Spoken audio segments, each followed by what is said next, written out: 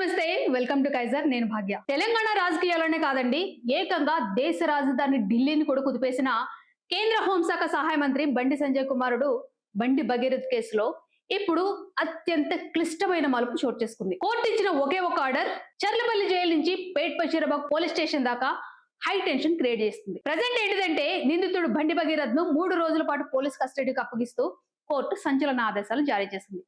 ఈ 3 రోజులు అంటే ఈ దాదాపు 72 గంటల పాటు బండి భగీరథ్ పోలీసుల ఆధీనంలో ఉండబోతున్నాడు. ఇప్పుడు ఈ విచారణలో ఎలాంటి విషయాలు జరగబోతున్నాయి? ఇప్పుడు ఏదైతే విచారణ చేస్తారో ఆ గదిలో ఫస్ట్ ఆఫ్ ఆల్ ఏసీ ఉంటుందంటారా?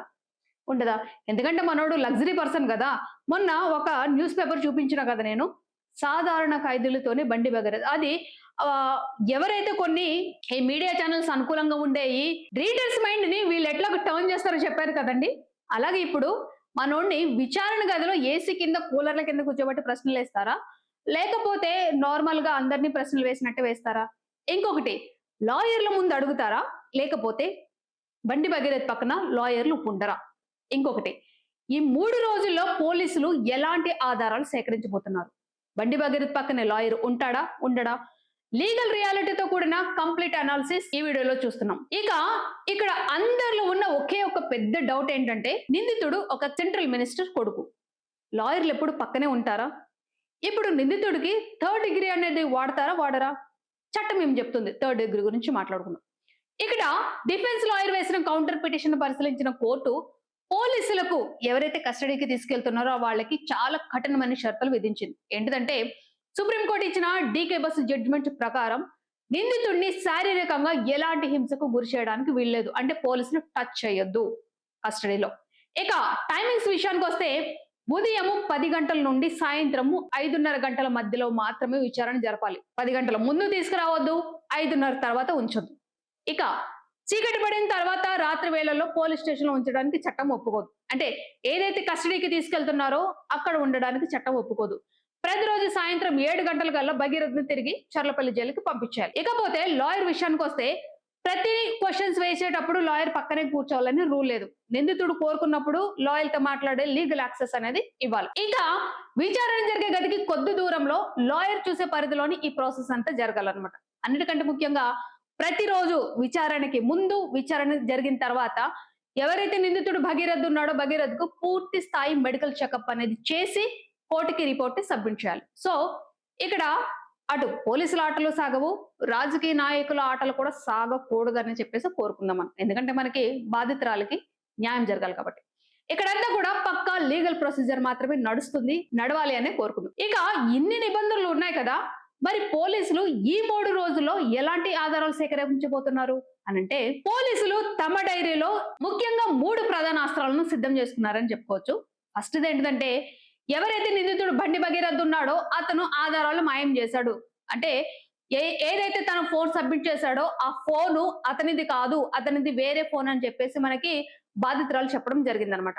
సో ఈ డిజిటల్ ఆధారాల మాయం కేసులో తాజాగా పోలీసులు సెక్షన్ 238 అంటే సాక్ష్యాల నిర్మూలన కింద అదనపు సెక్షన్స్ అనేవి జాయిన్ చేశారు. కాబట్టి భగీరథ్ ఈ ఘటన జరిగిన తర్వాత తను వాడుతున్న పాత ఐఫోన్ ని సిమ్ కార్డులు మార్చేశాడు, ల్యాప్టాప్ లోని డేటాను, వాట్సాప్ చాటింగ్ హిస్టరీని కూడా డిలీట్ చేశారని బాధితురాలు చెప్పడం జరిగింది. పోలీసులు కూడా బలం నమ్ముతున్నారు. కాబట్టి ఈ 3 రోజుల్లో ఏదైతే మనకి 3 రోజుల కస్టడీ ఇచ్చారో ఆ 3 రోజుల్లో ఫోన్లని ఎక్కడ దాచారు, ఆ డేటాను ఎవరి సహాయంతో డిలీట్ చేశారు, ఆ డేటాని మళ్ళీ మనము రిట్రీవ్ చేసుకోవచ్చా లేదా, ఈ విషయాలను రాబట్టడమే పోలీసులో ఫస్ట్ టార్గెట్ గా కనిపిస్తుంది. ఇక ఆ ఫోన్లు సీజ్ చేస్తే కేసు అనేది సగం క్లోజ్ అయినట్టే. ఇక రెండవ అవసరం ఏంటిదంటే సీన్ రీకన్స్ట్రక్షన్, ఇంకొకటి స్నేహితుల వాంగ్మూలం. ఆల్రెడీ బాధితురాలు తల్లి ఏం చెప్పారంటే, ఆ ఇష్యూ జరిగినప్పుడు ఒక 10 మంది స్నేహితులు ఉన్నారని చెప్పేసి ఆ 10 మంది పేర్లు చేర్చడం జరిగింది. ఆ 10 మందిని కూడా పోలీసులు విచారించడం కూడా జరిగింది. కాబట్టి బాధితురాలు తల్లి ఇచ్చిన ఫిర్యాదు ప్రకారం అక్టోబర్ 2025లో ఒక లగ్జరీ అపార్ట్మెంట్ లో ఈ ఘటన జరిగింది. పోలీసులు ఇప్పటికే ఆ సమయంలో ఎవరైతే అక్కడ బండి భగీరథ్ స్నేహితులు ఉన్నారో వాళ్లను పిలిపించి విచారించి వాళ్ళ నుంచి కొన్ని కీలకమైన స్టేట్మెంట్స్ కూడా రికార్డ్ చేశారు. ఇక ఆ స్నేహితులు చెప్పిన వివరాలను ఇప్పుడు బండి భగీరథ్ చెప్పబోయే సమాధానాలను ఒకదానితో ఒకటి క్రాస్ వెరిఫికేషన్ అనేది చేస్తారు. అవసరమైతే భగీరథ్ ను అపార్ట్మెంట్ కి తీసుకెళ్లి రీకన్స్ట్రక్షన్ చేసే అవకాశం కూడా ఉంటుంది. ఇక మూడవది ఏంటిదంటే ఇది ఎవరైతే బండి భగీరథ్ ఉన్నారో అతనికి సంబంధించింది. హనీ ట్రాప్ అండ్ 5 కోట్ల ఎక్స్టార్షన్ కౌంటర్ క్లెయిమ్. ఈ విషయం మనకు తెలిసిందే. బండి భగీరథ్ స్టార్టింగ్ ఇచ్చిన కంప్లైంట్ ఏంటిదంటే నా నుండి 5 కోట్లు డిమాండ్ చేశారు, నేను ఆల్రెడీ 50,000 ఇచ్చానని చెప్పేసి ఏదైతే బండి భగీరథ్ చెప్పాడో దాని గురించి ఈ మూడో అస్త్రంలో పోలీసులు వివరాలను రాబట్టబోతున్నారు అనమాట. బండి సంజయ్ వర్గము అలాగే బండి భగీరథ్ లాయర్లంతా కూడా ఇదంతా ప్లాన్ ప్రకారం జరిగిన హనీ ట్రాప్ అని, బండి భగీరథ్ ని బెదిరించి 5 కోట్ల రూపాయలు వసూలు రాబట్టడానికి స్కెచ్ వేశారని చెప్పేసి వాదిస్తున్నారు. ఒకవేళ అదే నిజమైతే దానికి సంబంధించిన కాల్స్ కానీ మెసేజెస్ కానీ లేకపోతే ట్రాన్సాక్షన్స్ ఏమైనా ఉన్నాయా అనే కోణంలో కూడా పోలీసులు విచారించబోతున్నారు.